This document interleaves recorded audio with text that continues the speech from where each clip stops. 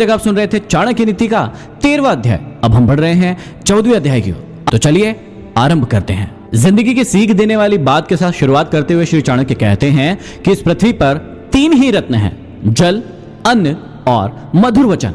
बुद्धिमान व्यक्ति इसकी समझ रखता है, परंतु मूर्ख लोग पत्थर के टुकड़े को ही रत्न कहते हैं। जल और अन्न के बिना मनुष्य का जीवन बिल्कुल भी संभव नहीं है और मधुर वचनों के बिना समाज में विचरण करना मुश्किल है। कटु वचन करने वाले का कोई भी आदर नहीं करता। मनुष्य यदि अधर्म के मार्ग पर चलता है तो उसे अपने जीवन में उपयुक्त दुखों का सामना करना पड़ता है। धन, मित्र, स्त्री और पृथ्वी ये बार बार प्राप्त होते हैं, परंतु मनुष्य का शरीर बार बार नहीं मिलता। इस श्लोक में श्री चाणक्य मानव के शरीर का महत्व बताते हैं। उनके अनुसार मानव शरीर 84 लाख योनियों में भ्रमण करने के उपरांत हमें प्राप्त हुआ है। यह अत्यंत दुर्लभ है। इसमें ईश्वर का स्मरण किया जा सकता है। आगे चाणक्य कहते हैं कि यह एक निश्चित तथ्य है कि बहुत से लोगों का समूह ही शत्रु पर विजय प्राप्त करता है। जैसे वर्षा की धार को धारण करने वाले मेघों के जल को तिनकों के द्वारा तिनके से बना छप्पर ही रोक सकता है। भाव यह है कि एकता में बड़ा बल होता है, वह बड़ी से बड़ी शक्ति से टकरा सकता है। आगे समझाते हैं कि पानी में तेल, दुष्ट व्यक्तियों में गोपनीय बातें, उत्तम पात्र को दिया गया दान और बुद्धिमान के पास शास्त्र ज्ञान यदि थोड़ा भी हो तो वे स्वयं अपनी शक्ति से विस्तार पा जाते हैं। भाव यह है कि जिस प्रकार पानी में डाला गया जरा सा तेल भी फैल जाता है, दुष्टों में पहुंची गोपनीय बातें चारों ओर फैल जाती है और बुद्धिमान का थोड़ा सा भी शास्त्र ज्ञान काफी लोगों को प्रभुत्व करता है। ज्ञान का विस्तार इसी प्रकार होता है, अर्थात सभी चीजों का अपना अपना महत्व होता है। आगे बहुत ही बड़ी बात समझाते हैं कि धार्मिक कथा सुनने पर, शमशान में चिता को जलते देखकर, रोगी को कष्ट में पड़े देखकर जिस प्रकार वैराग्य भाव उत्पन्न होता है, वह यदि स्थिर रहे तो यह सांसारिक मोह माया व्यर्थ लगते हैं, परंतु अस्थिर मन शमशान से लौटने पर फिर से मोह माया में फंस जाता है। आगे समझाते हैं कि चिंता करने वाले व्यक्ति के मन में चिंता उत्पन्न होने के बाद की जो स्थिति होती है, अर्थात उसकी जैसी बुद्धि हो जाती है, वैसी बुद्धि यदि पहले से ही होती तो भला किसका भाग्योदय नहीं होता।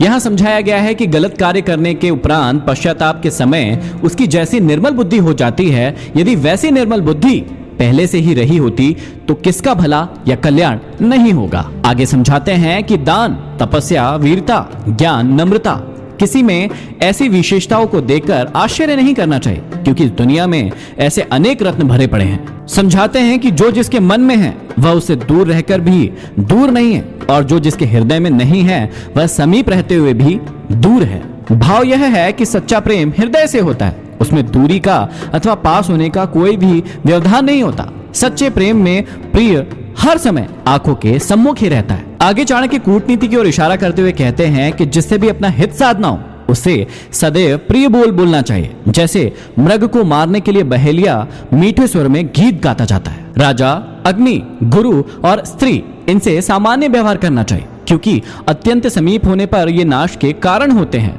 और दूर रहने पर इनसे कोई फल प्राप्त नहीं होता।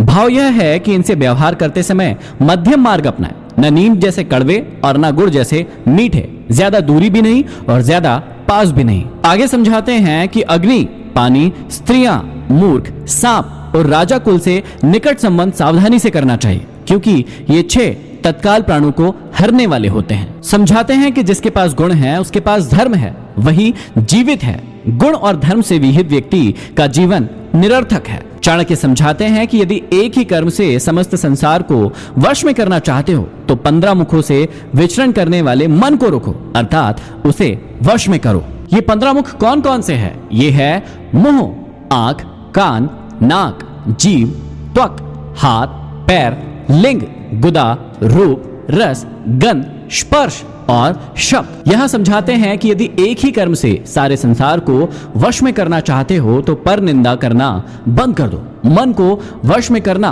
और पर निंदा ना करना दोनों ही उचित लगते हैं। ऐसा करके आपके हाथों में वशीकरण मंत्र की शक्ति आ सकती है। आगे कहते हैं कि जो प्रस्ताव के योग्य बातों को प्रभाव के अनुसार, प्रिय कार्य को या वचन को और अपनी शक्ति के अनुसार क्रोध करना जानता है, वही असली पंडित है। अर्थात प्रसंग अनुकूल बात करनी चाहिए। यदि प्रसन्नता का मौका है तो उसमें प्रसन्नता की बात होनी चाहिए। इसी तरह अन्य योग्यताओं का भी वर्णन किया है। आगे कहा है कि एक ही वस्तु को 3 दृष्टियों से देखा जा सकता है। जैसे एक सुंदर स्त्री को एक योगी मृतक के रूप में देखता है, कामुक व्यक्ति उसे कामिनी के रूप में देखता है और कुत्ते के द्वारा वह मांस के रूप में देखी जाती है। भाव यह है कि नारी की सौंदर्यता दृष्टि भ्रम मात्र है। प्रत्येक व्यक्ति हर चीज को अपनी अपनी दृष्टि से दिखता है। आचार्य चाणक्य समझाते हैं कि बुद्धिमान व्यक्ति वही है जो अति शुद्ध दवा को, धर्म के रहस्य को, धर्म के दोष को, मैथुन अर्थात संभोग की बातों को, स्वादहीन भोजन को और अति कष्टकारी मृत्यु को